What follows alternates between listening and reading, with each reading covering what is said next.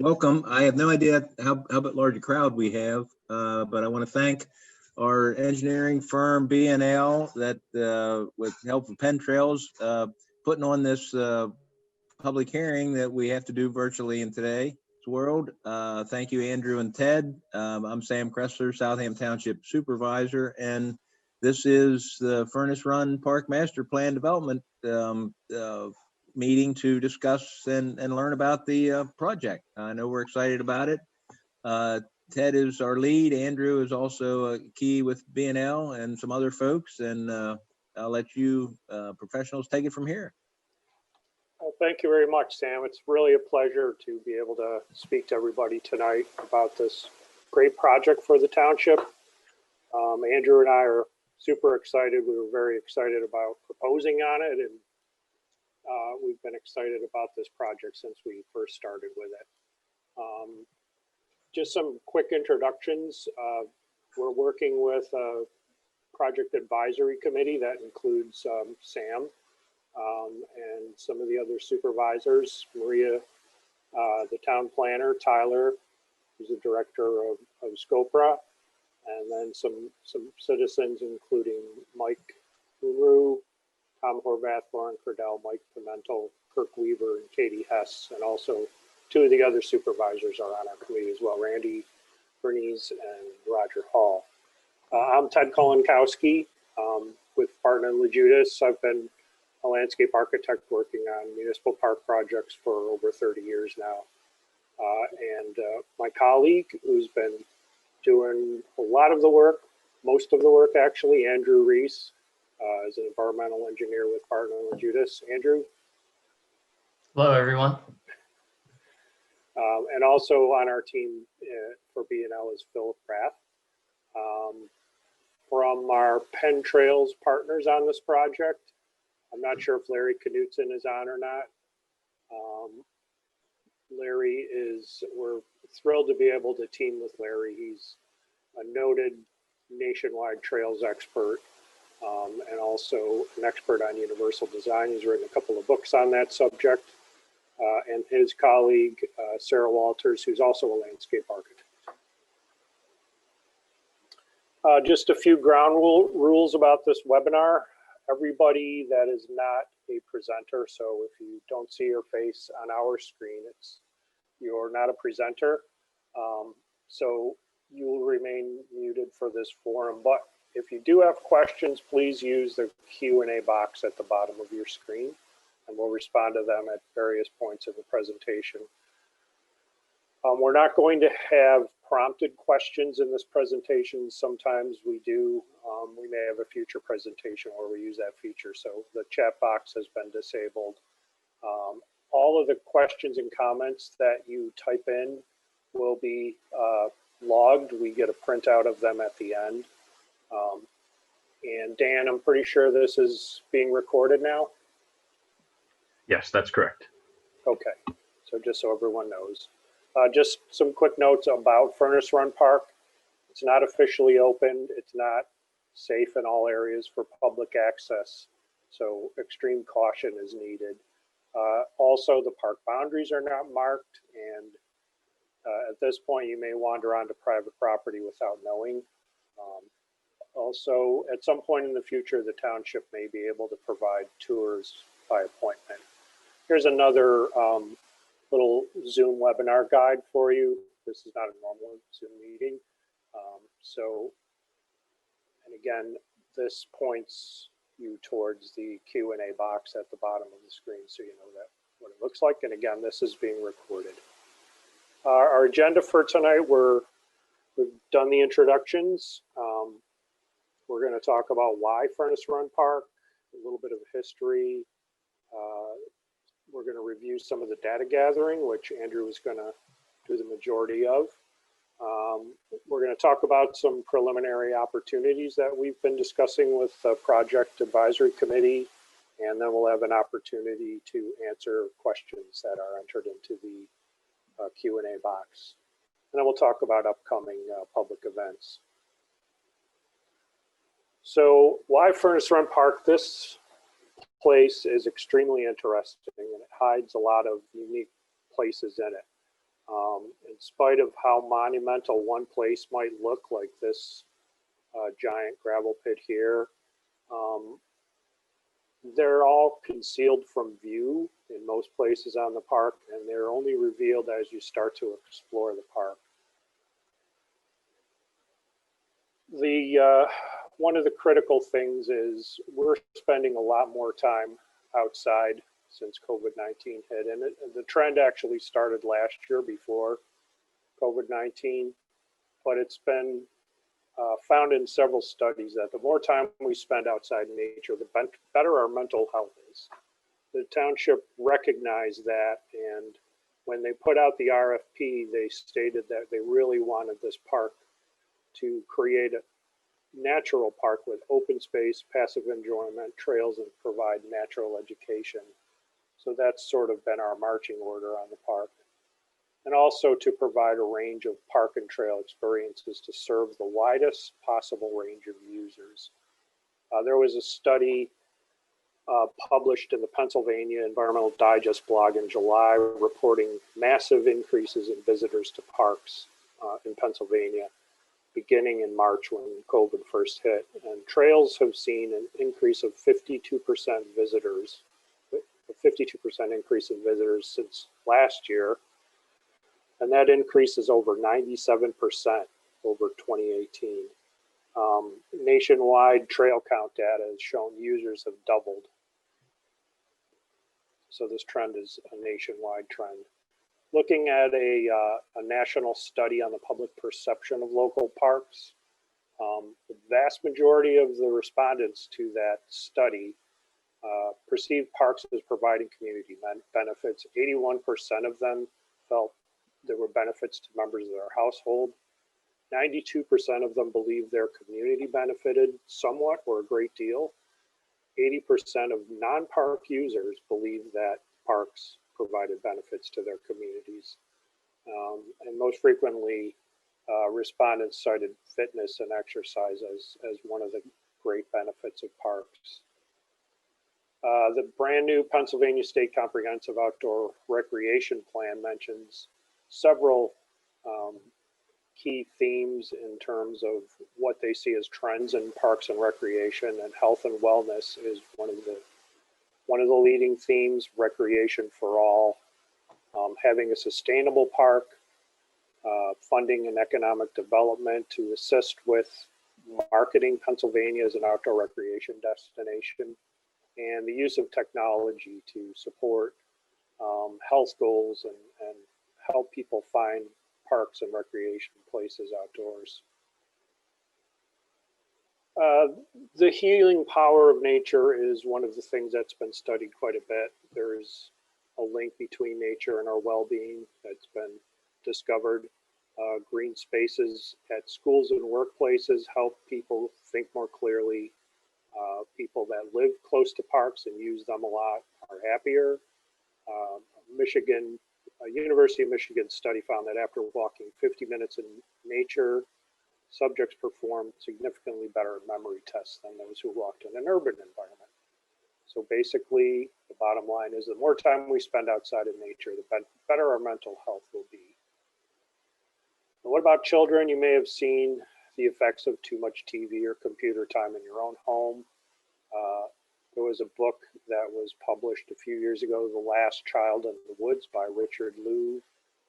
And he points out that in his book that there's a direct link between what he called nature deficit disorder and problems like childhood obesity, attention disorders, and depression. So a park is very important for children in their mental development as well.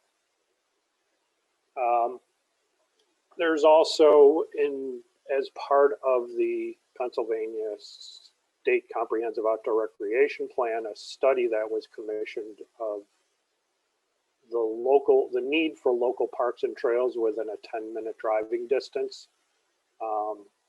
And Franklin County, and in particular, the area of Southampton around Furnace Run Park, was identified as an area of high need.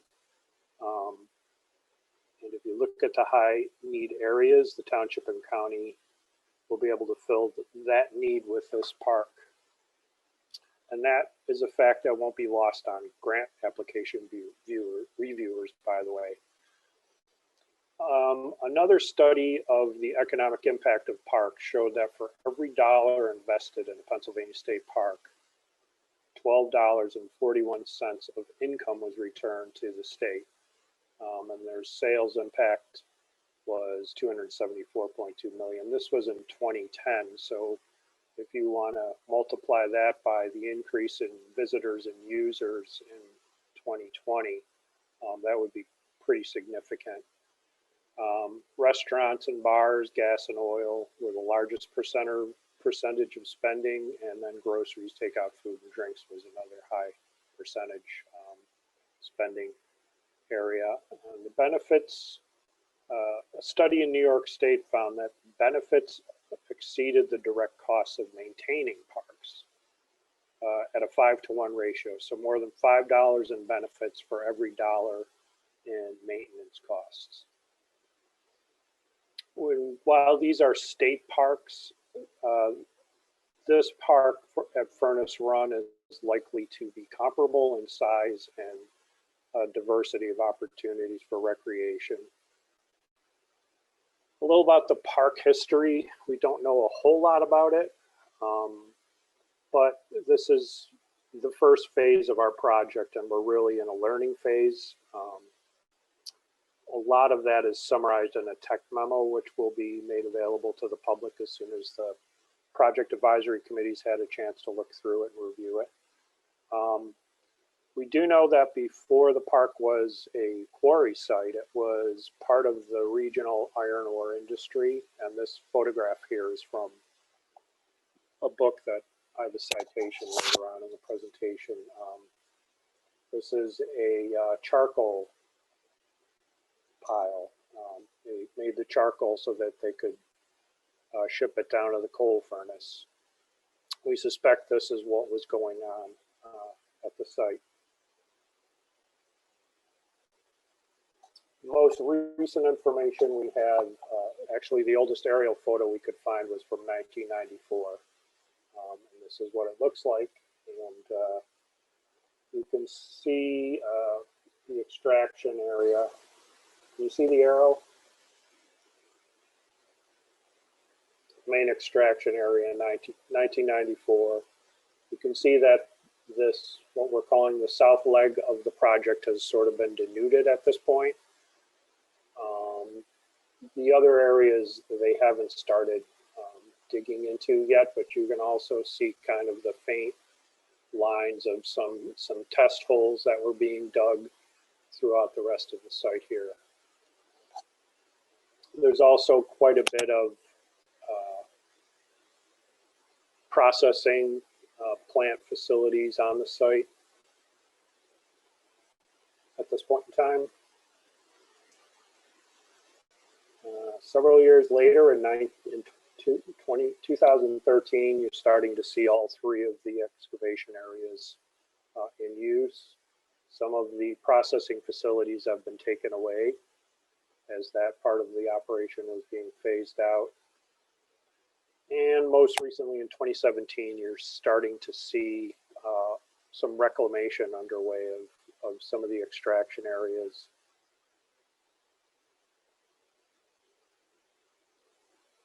So one of the other areas that we're learning is more specific about the site and the community that the site's going to serve, and many of the other factors that we see today.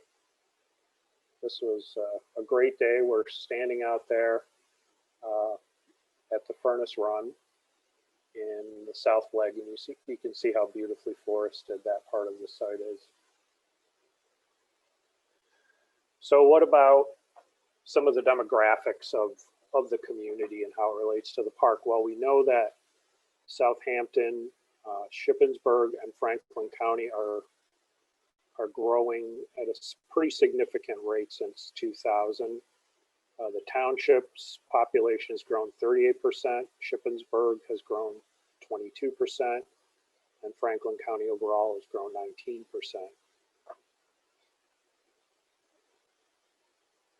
A couple of other things. This first chart shows the shift in population since 2010 for Franklin County, Southampton, and Shippensburg. And Franklin County is the first area here, Shippensburg, and then Southampton, or just the opposite. This is Shippensburg. This is Shippensburg. This is Southampton. Sorry.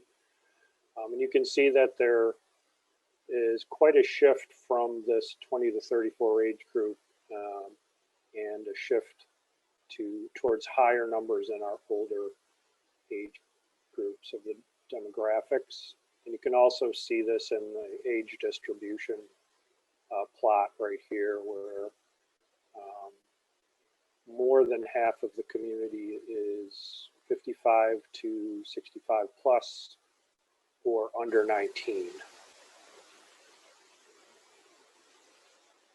Also, in terms of housing, this shows some of the growth in the community. Housing units increased by 10.4%. That's 126 single family units. Occupancy rates are strong, about 95%, 93% in 2018, and 80% are owner occupied. And there's also a strong median household value. So we're guessing a lot of potential park users. One of the other things we looked at, because we want to be coordinated with all of the other local and regional recreational opportunities, is what these places are, how far they are away, and then we're, as part of our outreach project, going to be interviewing a lot of folks involved in these. We don't want to have the same programs as another park. We don't want to compete with them. We want to fill the needs of the township and the local community first, but in terms of larger programs, we don't want to compete with anyone.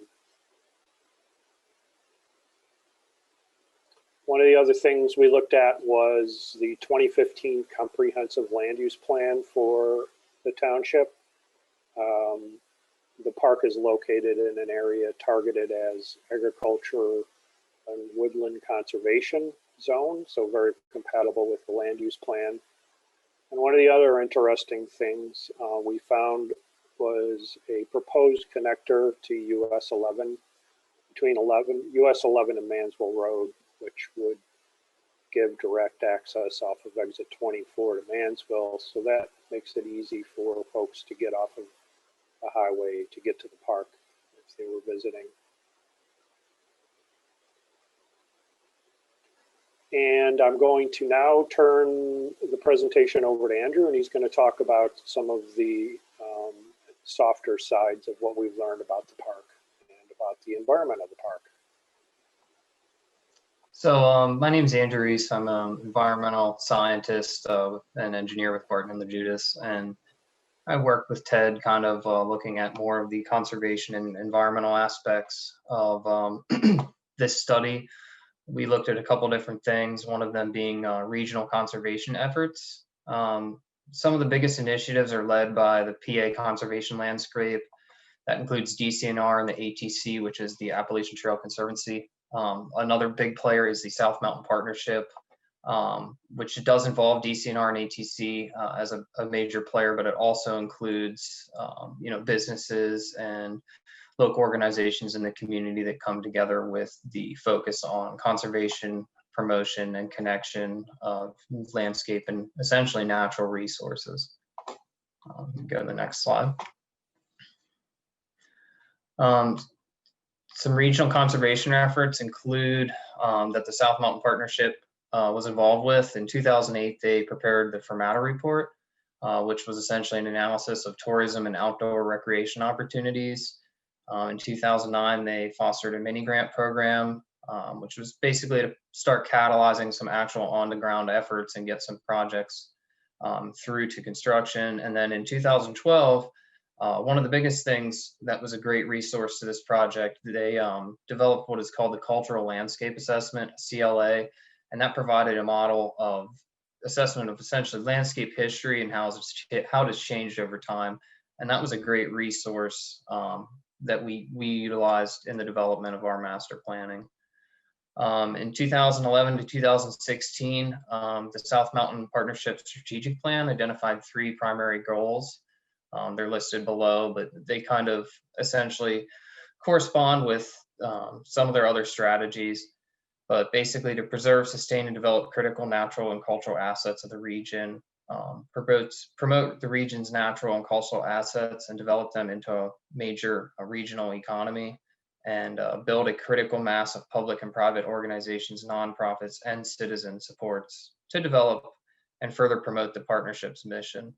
They've developed some strategies. And then the DCNR and the Bureau of Forestry, they're essentially the lead agency of the state government responsible for maintaining and preserving PA state parks. They manage approximately 2.2 billion acres of state forest land. DCNR and the Bureau of Recreation and Conservation, they are also responsible for promoting and establishing the conservation partnerships that are responsible for grants and technical assistance. Those areas benefit rivers, trails, greenways, local parks and recreation, heritage parks, and open space and natural areas. And the DCNR, through the Bureau of Recreation and Conservation, offers various grant opportunities. These grants foster recreation and conservation, which was one of the areas that we were actually able to purchase this property through a land acquisition grant. And there's obviously trails and rehabilitation and development, parks rehabilitation development, conservation partnerships, rivers conservation and riparian buffers, and pier and circuit rider programs. Some of the interesting ones, one is the peer program funds, which collaborative projects that focus on specific identified needs by a grantee or recreational or conservation needs. And another one that's kind of similar to the peer program is the circuit rider program. And that actually aids in the hiring of a full-time park recreation and or conservation professional whose services are shared by a member of a formal partnership commission or authority, like your municipality or South Mountain Partnership. There's local habitat conservation efforts. Those are kind of made up of DCNR Bureau of Forestry. The Bureau of Forestry plans and procedures which implement strategies for habitat conservation. The special wild, they have what are called special wildlife management areas, which have been designated for improved habitat. They do a lot of studies, environmental studies there, and a lot of special habitat improvement projects for threatened or endangered species. The Bureau of Forestry also conducts yearly forest management initiatives as part of their comprehensive state forest resource management plan. So we looked at the landscape context in basically an assessment of local habitat conservation in this area. And the state's forest resource management plan essentially organized 12 core sections that you should be looking at. And those are communications, ecological considerations, forest health, geology, minerals, soil resources, water resources, fauna resources, flora resources, recreation, silviculture, timber management, non-timber forest products, and infrastructure. And each one of these core initiatives are supposed to take in consideration things like history, inventory, objectives, and then guidelines and actions. And the important thing is actually identifying monitoring indicators so you can then prepare guidelines and actions to actually make real improvements.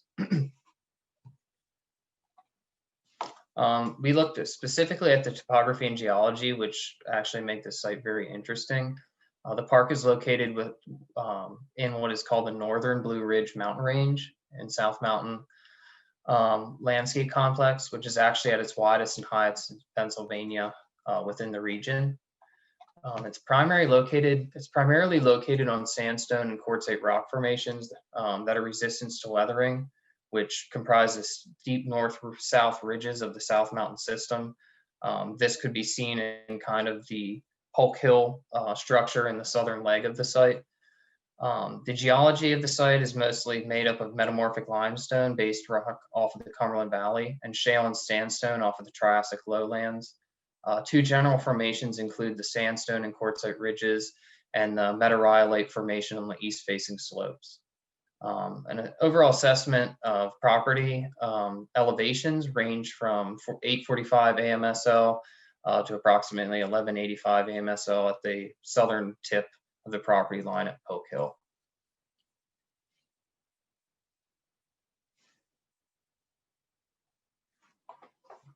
So here you can see kind of a Google map, Google Earth overlay of the property boundary, and we developed, there's kind of a cool feature in Google Earth where you can do kind of like a longitudinal profile.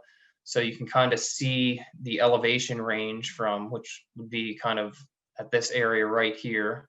And then as you kind of come across these fields, you get that flat area, a little ridge in here, which is kind of right there where Ted's shown. And then this is kind of the quarry site that has been reclaimed, and then you start coming up into the legs and eventually reach the very steep end of the property, which is at Polk Hill and the connection to Michaud State Forest.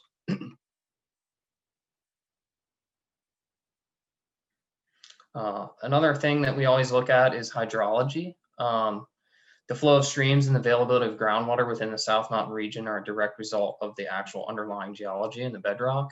The site includes various wells previously drilled, one of which is part of the local water supply and is a major component to kind of some of the conservation efforts we are going to have geared towards this park. Furnace Run, which is a small intermittent stream, runs directly through the center of the tract. This includes floodplain area, some beautiful lowland areas, and also some National Wetland Inventory mapped wetlands. Furnace Run is classified by PADEP as a cold water fishery, or a CWF. It does have a migratory fish designation. Furnace Run is a tributary that drains to the Conneduguinet Creek watershed, which is a warm water fishery, WWF, and ultimately to the Chesapeake Bay watershed. There are also various man-made surface waters such as ponds and quarry holes.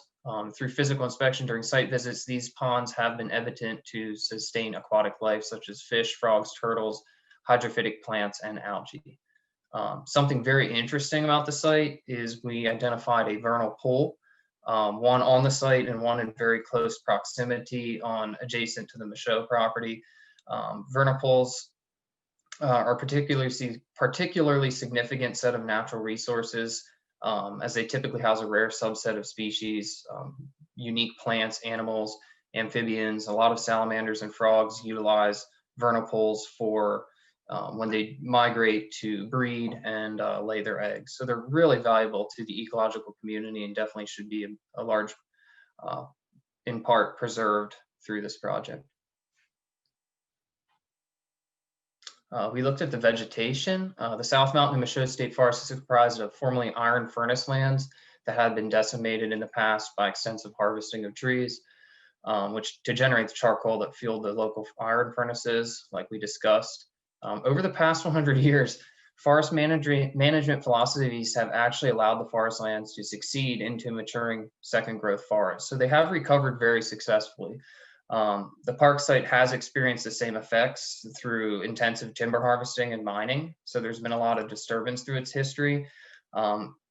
It does still have a very mature canopy, but it is somewhat limited due to the large amount of agricultural lands and obviously some meadows, lowlands, and the mining areas. The South Mountain region as a whole is within a broad area of the Appalachian oak forest and the U.S. Eastern deciduous forest. And if you go back that slide a second, if you look over to the right, it actually kind of shows some of the design of a cold blast charcoal furnace from the past. So maybe one of those remnants would be out there. Continuing with vegetation, the mature canopy can be found along the main access drive, which kind of runs down through the middle of the property and the northern portion of the tract in the legs. But it's really only a small percentage of the total makeup of the site. And that's not necessarily a bad thing. The existing tree species of the site in much of the South Mountain landscape is comprised mostly of oak species, maple, birch, pine, hickory, locust, tulip, hemlock, aspen, and black gum. And what I was referring to about the diversity of environments is it's good to have transition areas, it's good to have agricultural, meadow, and mature timber. So, and we have all of that at this property, which really does make it unique. Like I was saying, the lower portion of the tract is comprised predominantly of lots of lowlands, meadows, agricultural areas with rolling hills. And like we discussed earlier, a large portion of the site was heavily disturbed via mining, which did greatly affect the habitat and natural vegetation, but it really did offer some unique topography, which are going to make for some really unique recreation experiences. Many of the steep slopes remain disturbed due to the failure of seed to germinate and washing out via sediment flows. Much of the organic substrate, like the A and B horizons of the soil, were removed from mining, and that has kind of left sandstone exposed to the surface. So there is some issues with erosion out there, and it's going to make revegetation a challenge, but hopefully we can address that with some of our habitat management approaches. We assess wildlife, which is one of the great, amazing features of this site. Because the Furnace Run Tract consists of so many various habitats, they have so much diversity that provides a lot of shelter and food sources for various types of wildlife. The transitional habitats, such as meadow and new growth stands, and the scrub shrub corridors, which are kind of your low-lying, meadows that grew up into thicker types of vegetation, they're really valuable for numerous wildlife species. They utilize these areas for safe travel corridors, food sources, cover, and nesting. They really have a lot of advantages. And amphibians such as wood frogs, redback salamanders, newts, and a lot of your major amphibians that you're going to find in the eastern deciduous forest, they live a large part of their life in the forest, but then they have to utilize like I was saying, those vernal pools and ponds for egg laying and larval development.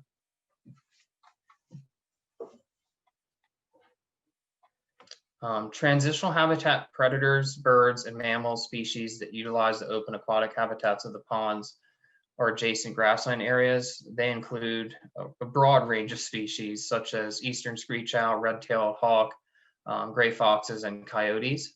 So a lot of your predators are going to love to hunt and kind of live around these thick areas. But at the same time, these habitats are very critical to the survival of a lot of species of birds, which include, American woodcock, which is very rare, golden winged warbler, ruffed grouse, which is listed as a species of special concern, ringneck pheasant, and others. They rely on areas which have high stem density, which means that you have a lot of thick areas where the stems are very close together, and they use those areas for brooding and overwintering. We have mature canopy and forest stands, which are located on the property. They provide a separate set of needs for species such as like white-tailed deer, wood duck, screech owl, wild turkey, black bear, gray squirrel, chipmunk, bobcat, and pretty much your whole list of birds and other mammals. We also have aquatic habitats such as Furnace Run, Shirley Run, and the various surface waters. There's multiple ponds, man-made, and obviously the quarry holes. They provide habitat for fish, amphibians, and hydrophytic plant vegetation. One of the really unique features of the site is the soils. The project area consists of approximately 9 different primary soil series: Bagtown, Cove Gap, Deposit, Dry Run, Leydig, Trago, Vanderlip, Pope, and the Quarry series, which is really just your disturbed soils. Due to the existing nature of the site as a reclaimed quarry, and with the steep slopes, the severity of slopes vary greatly within the site, and you can have 2 and 5% out in the fields with up to 18 and over 25 to 50% at some of the quarry sites, and that is kind of why we were saying that the park is you definitely need to be careful out there.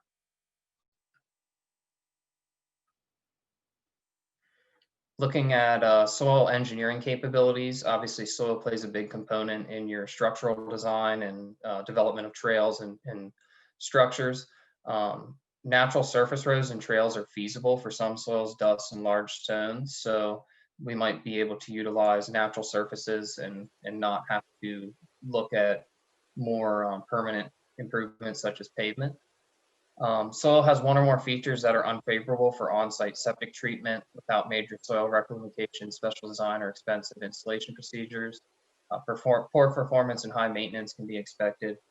This obviously can be looked at with your local sewage enforcement officer and percolation testing, but there's obviously other types of restroom facilities that can be designed that have holding tanks. So this isn't something that should be too big of an issue for the site. Soils generally are slight to moderate erodibility, and steep areas are highly erodible.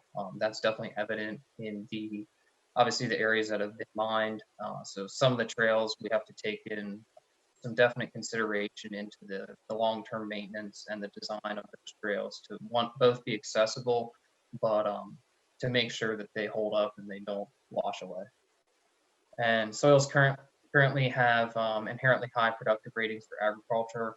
That's very well known for the entire landscape. The site is still being farmed currently and might continue to be farmed, as agriculture is definitely going to be a big component in our plan.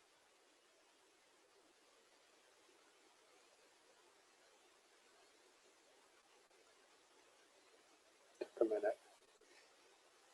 You want to take over, or do you want me to keep going? Actually, we can tag team. I'll just point out some of the major features, and then maybe you can sort of talk about some of the natural features that are in there. So these little blue things here are sort of identifying some of the key areas that we thought were anchor sites on the site. We've got this golden circle here indicating where the main entrance is into the park. There's also the large farmhouse complex of buildings in this area.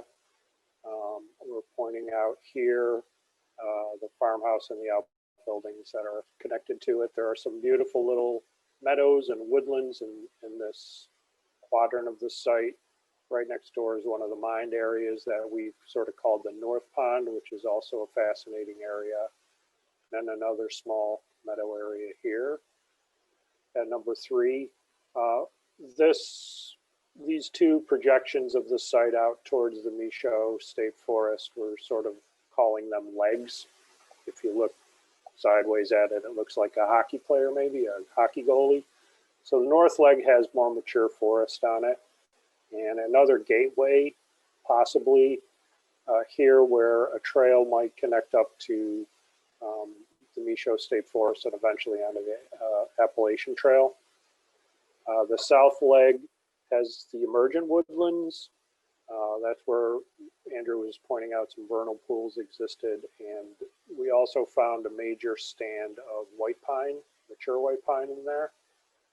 Moving back downhill is the large south pit, and there's a pond at the base of that as well. There's another complex of a small farmhouse building here. Needs to be evaluated to see if we can reuse it, but a unique little feature there. There's a very nice little farm pond in the southern part of the site, and then over here, one of the extraction areas, which has since been reclaimed, is possibly the site for a lot of different features.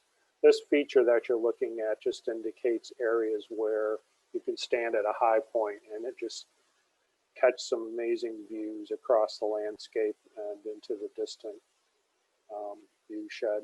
And I don't know if there was any of the natural features that you wanted to point out, Andrew. No, I think I covered it in the section before. So in terms of opportunities, we've put together another map, and I won't go through this in detail, but basically we'll have this posted on the website and you can look at it a little more. But there are opportunities for a lot of different kinds of recreational spaces and types of recreation throughout the park site.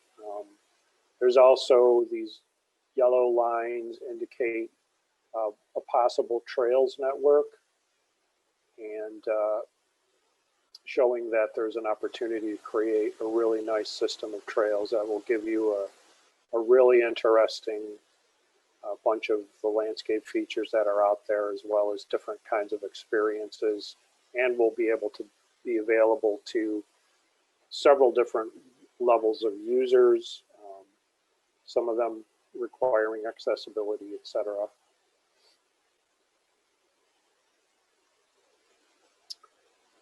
So we talk a lot about opportunities. Some of them relate to the fact that the park site is really ready for use. The quarry company rehabbed a lot of the farm roads that were out there as haul roads. They're in really good condition, very usable. Where there aren't haul roads, there are some old farm roads and private roads that were built to serve some of the farms.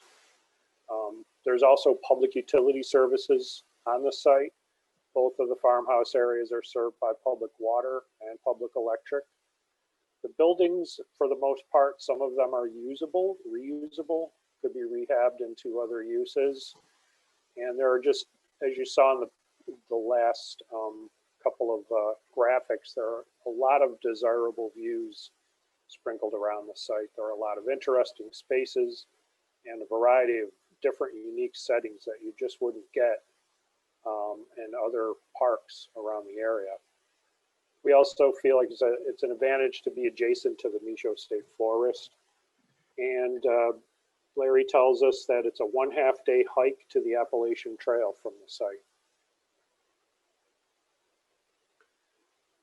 Some of the federal, state, and local need assessments will be met by the park site. The park will provide recreation within a 10-minute drive for an area that we told you before was identified as an extreme need.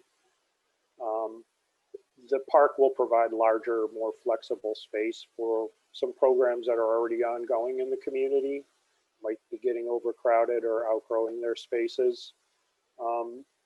It provides a unique nature park experience that presently isn't really available locally. And as I said before, it'll provide a range of experiences to serve the widest group of users.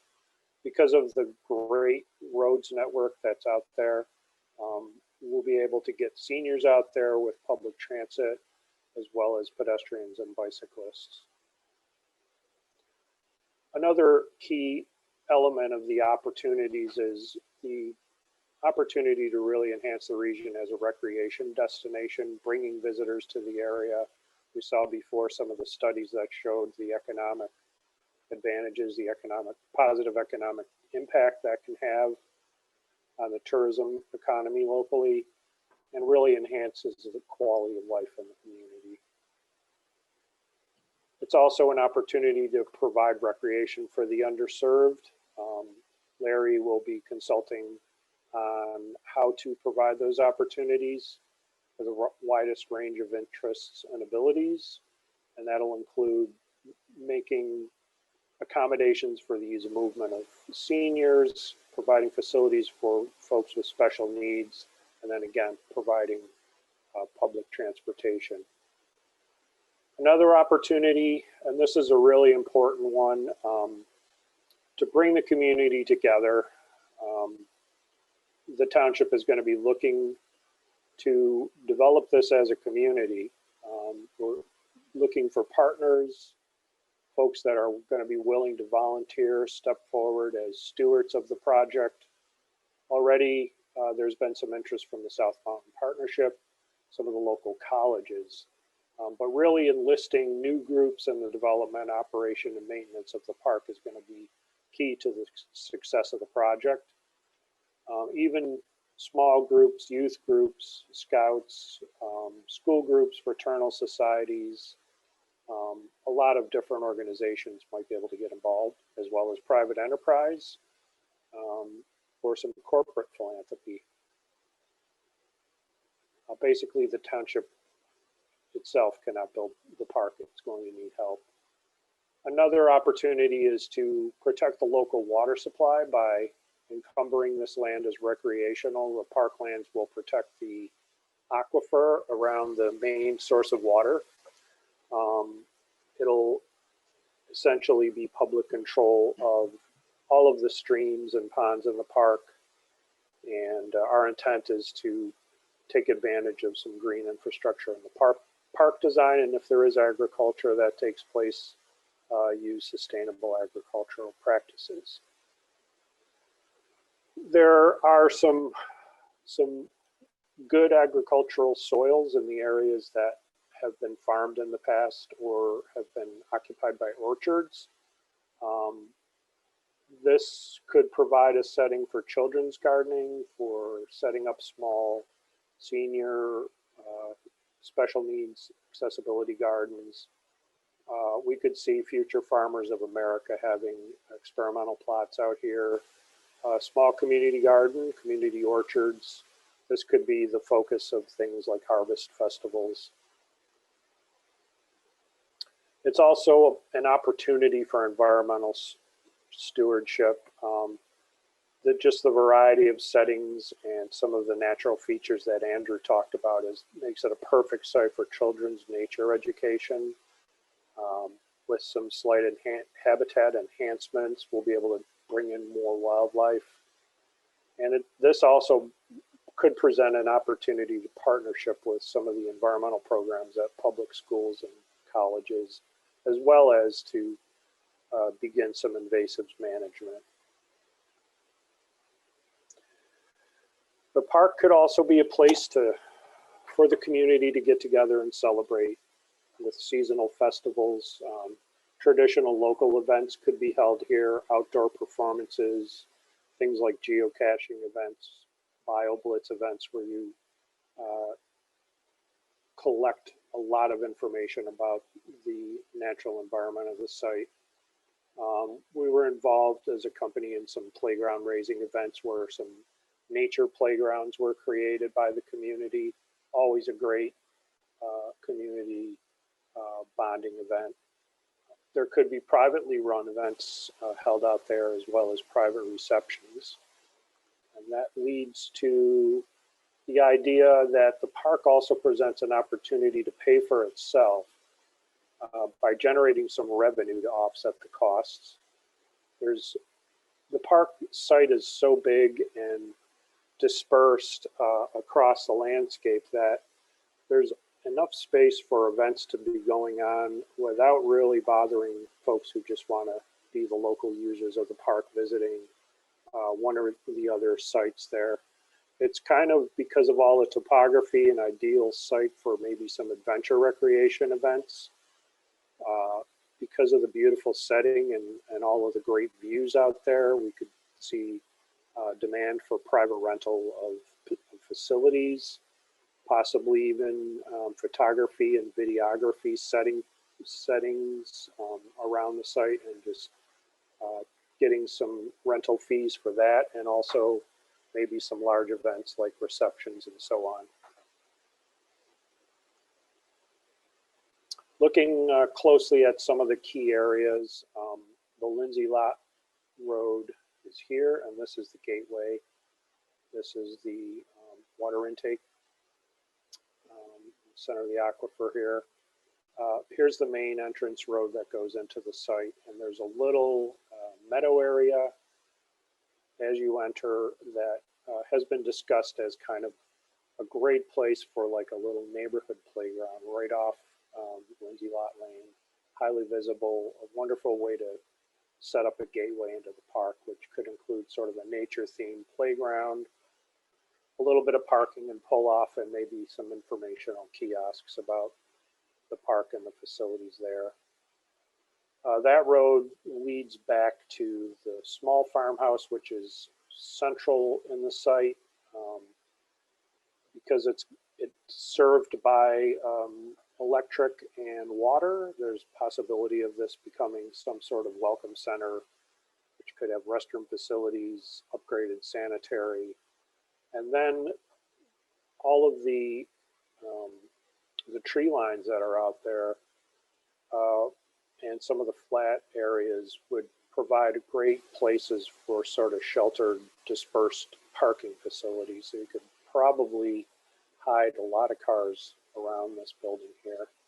It also could serve as a great, because of its centralized location, serve as a great four-season recreation area, as well as an area that is not too challenging in terms of topography for universal design and folks with special needs.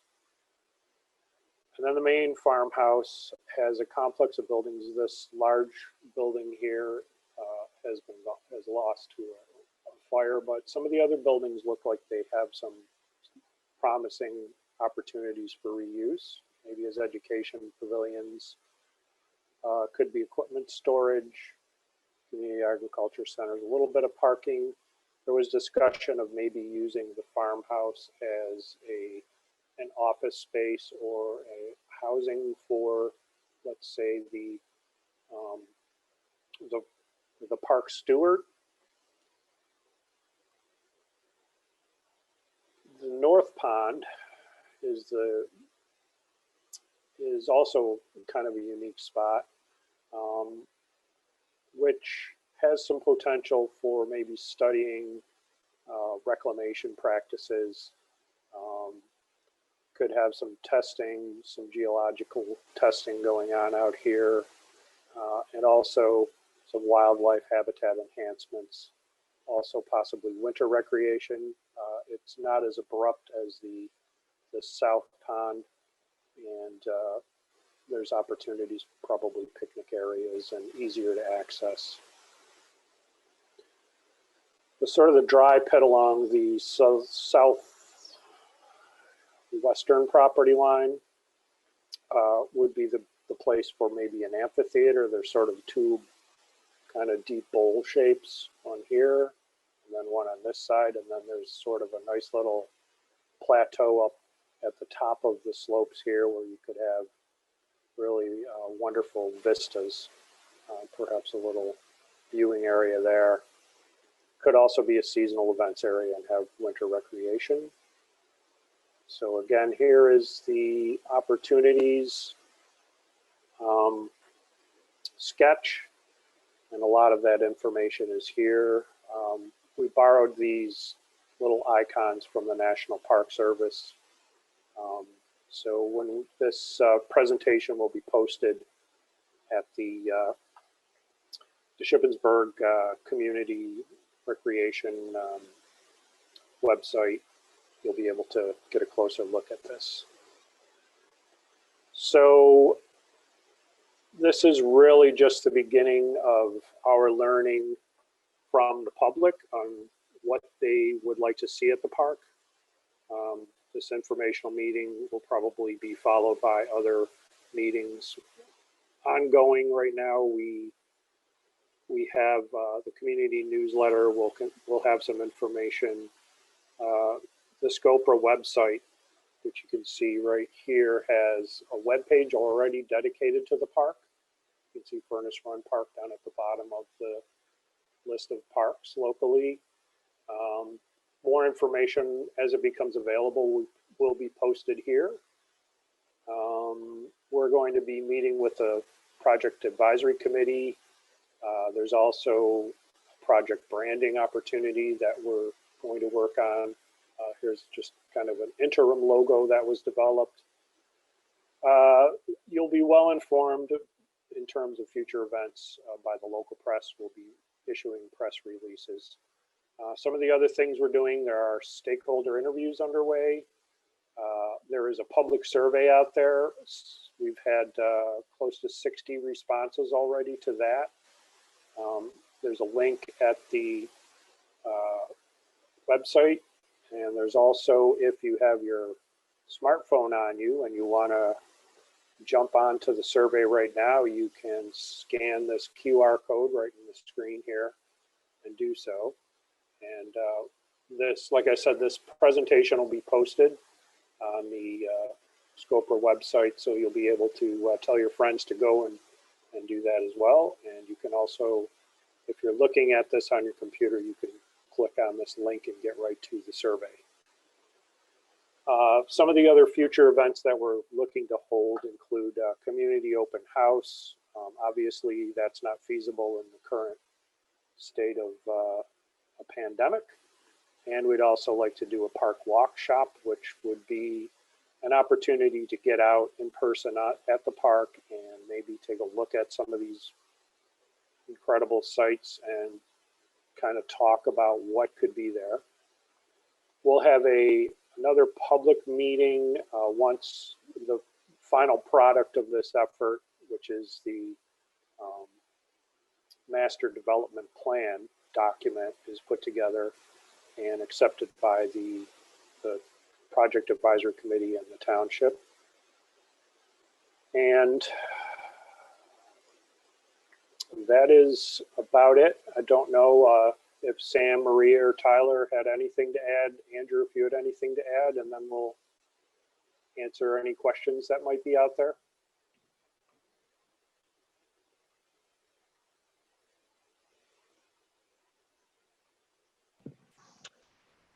I have no questions. We, whenever you guys are ready, we just have one question for clarification about the property, unless Sam has or Maria has anything else to say before we jump into that. No, I just wanted to say thank you for the presentation so far. Very informative. No, continue, Tyler. I'll go back to the mute button. The clarification question that we have right now is, can residents use the property with caution in its current state?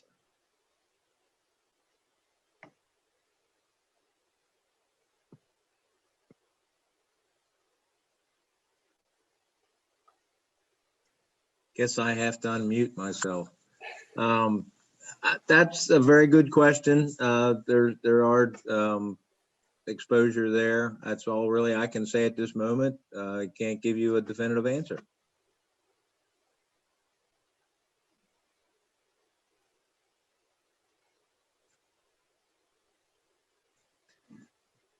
Anything else, Tyler? No, but if anybody is listening in still and has any questions, go ahead and at the bottom of your screen, hover your mouse and it should show up Q&A. If you want to type something in there, we can get it answered. And if a question pops up afterwards, I believe, is there emails at the end of the presentation here? I did not give out emails, but we can. If not, what we can do once we upload this recording to the website, we can also put some contact information there that any resident can reach out to us and we can get answers back to you to your questions. Also, I wanted to point out that there's you can fill out and mail a comment form, which is available at Township Hall. I don't know, Tyler, has that been posted for download on the, probably not on the park website? No, but what I can do once we get the recording uploaded, I can actually add a comment section to the page and have it emailed directly to Maria or I, whoever wants to be in charge of filtering those questions. Okay.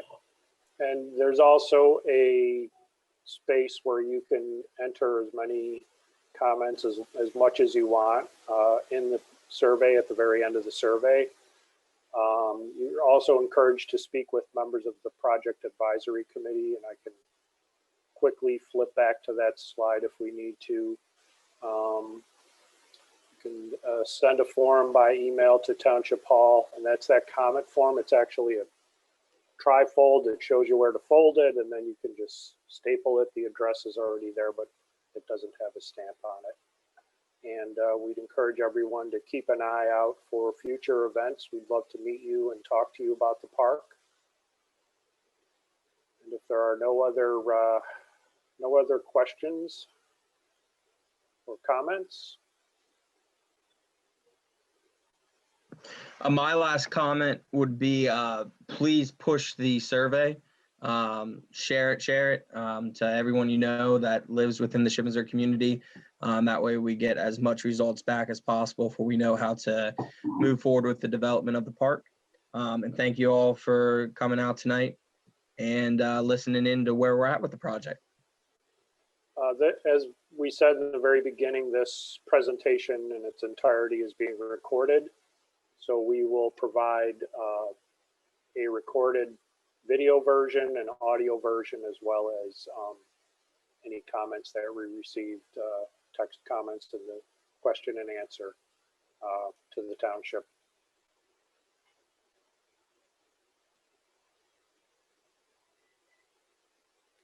If there's nothing else, I really appreciate the opportunity to present to everyone.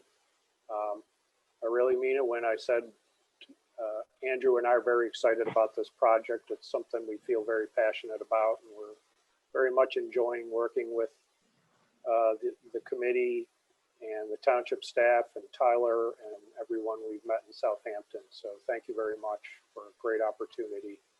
And we look forward to seeing you all again in the near future. Let's hope things get better in a hurry in 2021. Yeah. Happy holidays to everyone. Thank you, Ted. Thank you, Andrew. Thank you. Thank you.